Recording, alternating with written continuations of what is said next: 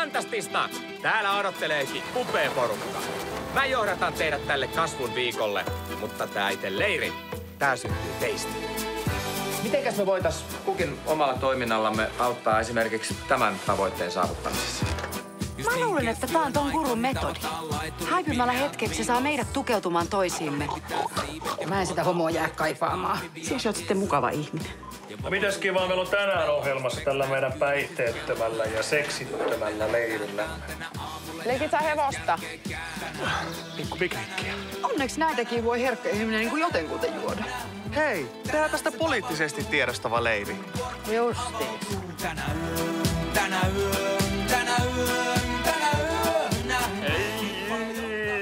Kyllä tää teidän henkisen kasvun kurssikin näyttäisi olevan vähän kesken, kun yksi ei osaa enää puhuakaan ja muilla näyttäisi olevan aikamoinen uhma-ikä.